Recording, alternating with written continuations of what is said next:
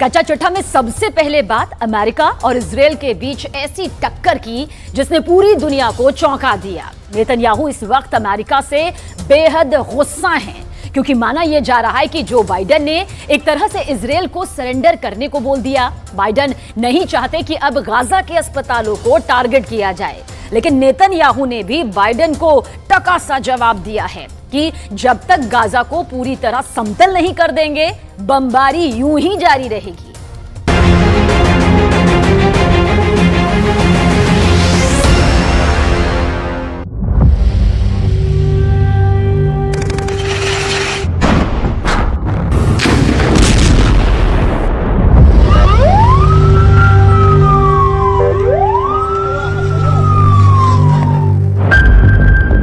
Gaza पट्टी और Israel के युद्ध से किसे फायदा हो रहा है?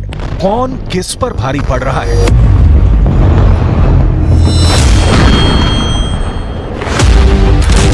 किसका दांव, किसकी बटखनी और चारों खाने चित कौन हो रहा है?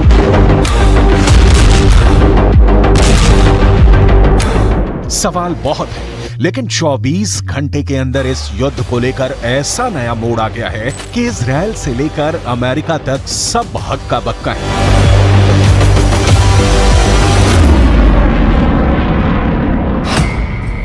सब पूछ रहे हैं कि क्या अब अमेरिका वर्सेस इजराइल होने जा रहा है? क्या इजराइल अब अमेरिका से लड़ने वाला है? क्यों कहा जा रहा है कि नेतन्याहू का कोड व्हाइट हाउस एक्टिव हो गया है? कोड व्हाइट हाउस यानी सीधा नेतन्याहू वर्सेस बाइडेन होने वाला है।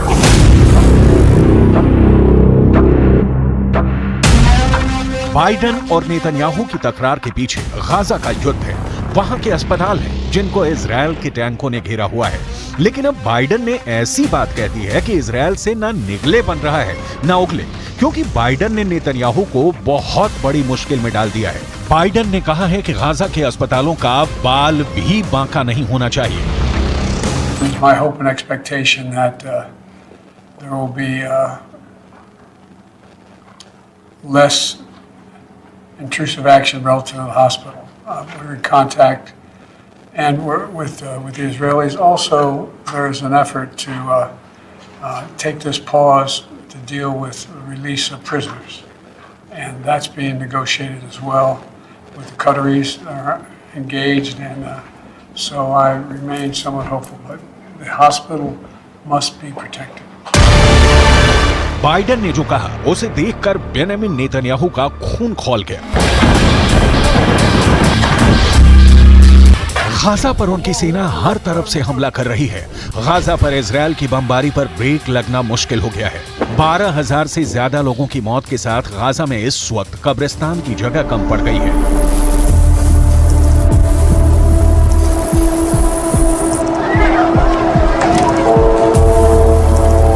5,000 से ज्यादा बच्चे मारे जा चुके हैं और अब बाइडेन की तरफ से मांग की गई है कि गाजा के अस्पतालों पर हमले रोके जाएं। लेकिन बाइडेन की वार्निंग से बेफिक्र नेतन्याहू इजराइल के सैनिकों के बीच पहुंचे हैं और उन्होंने साफ कह दिया है कि अब बमबारी पर कोई ब्रेक नहीं लगा सकता।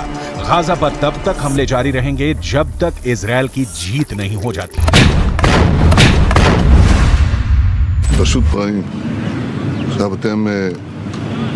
אתם כולכם חדורים באותה מטרה, אנחנו הולכים לנצח. אין פה הפסקות, אין פה חצאי דברים, זה לא מבצע, זה לא סבב, פה הולכים עד הניצחון הטוטלי.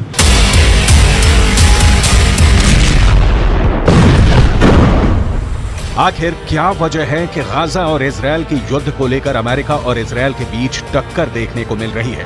नेतन्याहू और बाइडेन के बीच गाजा को लेकर जो क्लैश देखने को मिला है, उससे लेकर बड़े सवाल एक बार फिर से। क्या अब अमेरिका वर्सेस इजराइल होने जा रहा है? क्या इजराइल अब अमेरिका से लड़ने वाला है? क्यों कहा जा रहा है कि नेतन्याहू का कोड व्हाइट हाउस एक्टिव हो गया है? या ये सब इजराइल और अमेरिका के बीच नूरा कुश्ती है? क्योंकि दुनिया 12,000 लोगों की मौत को लेकर आग बबूली हो चुकी है। इंडोनेशिया से लेकर फिलीपींस तक फिलिस्तीन के समर्थन में प्रदर्शन हो रहे हैं। गाजा में जो मौत का तांडव हो रहा था, उसे लेकर दुनिया का एक बहुत बड़ा हिस्सा गुस्से में है और सब जानते हैं कि इजराइल और अमेरिका इस वक्त साथ में है।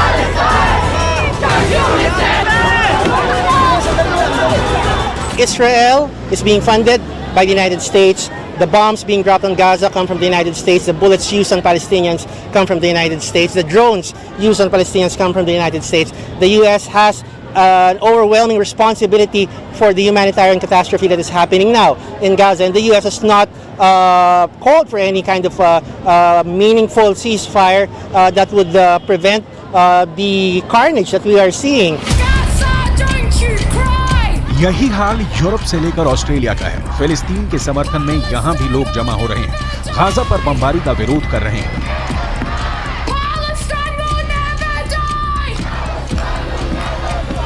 इस भीड़ में ऐसा कोई नहीं है जो अब गाजा के अस्पतालों में जख्मी लोगों को देखना चाहता है। कोई नहीं चाहता कि गाजा के अस्पतालों से बच्चों की लाशें निकलें।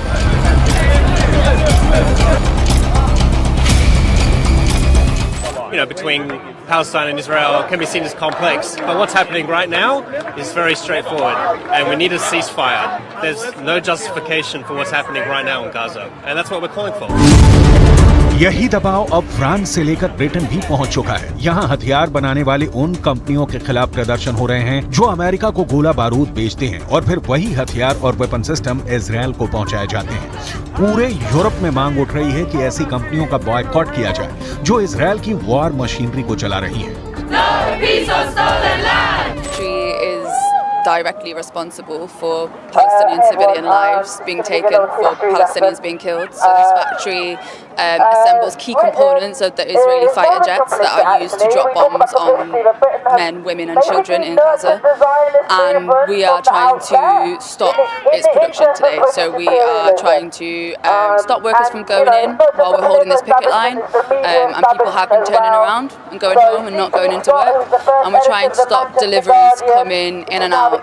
So stop any kind of key product movement, which again, so far we've been successful. अब गाजा और इजरायल के युद्ध को लेकर अमेरिका का अचानक गियर बदलने के पीछे बहुत से मकसद बताए जा रहे हैं। अमेरिका ने शुरुआत में सीज फायर का विरोध किया था। तब ये भी कहा गया कि इजरायल को पूरा हक है कि वो 7 अक्टूबर को अपने पर हुए हमले के खिलाफ कार्रवाई करे। लेकिन अब गाजा में 12,000 लोगों की मौत होने के बाद और खासकर तब जब बच्चों की लाशें दुनिया के हर मोबाइल फोन तक पहुंच चुकी हैं, अमेरिका गोलीबारी रोकने और अस्पतालों को बचाने की बात कर रहा है। इसकी 2 वजह हो सकती है। पहले कि अमेरिका गाजा पर पहले खामोश रहने के बाद अब अपना मानवीय चेहरा दिखाना चाहता है। दूसरा ये कि बेंजामिन नेतन्याहू को लगता है कि अगर युद्ध को लेकर वो कड़े फैसले लेंगे तो घरेलू राजनीति में उनको फायदा मिल सकता है। extent people need to be evacuated from one hospital to another hospital in order to ensure the continuation of care, evacuation routes have to be safe, and the Israeli government has told us as recently as today that there are and will continue to be evacuation routes for people leaving hospital compounds. Netanyahu इस वक्त युद्ध के बीच Israel की घरेलू राजनीति में भी फंसे हुए हैं। उनके खिलाफ कई तरह के आरोप हैं और इस वर्ष की शुरुआत से ही उनके खिलाफ लगातार प्रदर्शन हो रहे हैं। लेकिन नेतन्याहू इस वक्त वॉर जोन में बिजी हैं। वो हर उस मोर्चे पर जा रहे हैं जहां की तस्वीरें हमास को भी परेशान करेंगी और इजरायल में उनके विरोधी भी उसे बचा नहीं पाएंगे। नेतन्याहू जानते हैं कि इस वक्त इजरायल में युद्ध सबसे बड़ा मुद्दा है और वो उस नाराजगी से लोगों का ध्यान हटाकर युद्ध की तरफ करना चाहते हैं। यही वजह है कि इजरायल ने हमास का अस्पताल कनेक्शन भी निकाल लिया है। इजरायल का दावा है कि गाजा के अस्पतालों को हमास अपने अड्डों की तरह इस्तेमाल करता आया है और उसने अब इसके नए वीडियो भी जारी कर दिए हैं जिसमें गाजा के रंतीसी अस्पताल में हमास की सुरंग होने का दावा किया है। You can see the tunnel. The tunnel is let down more than 20 meters down. The rowboat found a door over tunnel. It's part of the same floor and it slides down here. And this is the place where I showed you the tunnel. I want you to see. We are now in the area of the basement of the hospital. I want to show you a room where we found all the gear, the operational gear, what Hamas is holding inside the hospital. Israel की सेना का दावा है कि Hamas ने इस अस्पताल को अपने अड्डे की तरह इस्तेमाल किया है और यही हाल गाजा के बाकी अस्पतालों का भी है। वैसे गाजा से आ रही रिपोर्ट से पता चला है कि गाजा के अहली अरब अस्पताल जिसमें इस वक्त 500 से ज्यादा मरीज हैं, वहां इलाज पूरी तरह से बंद करना पड़ा है।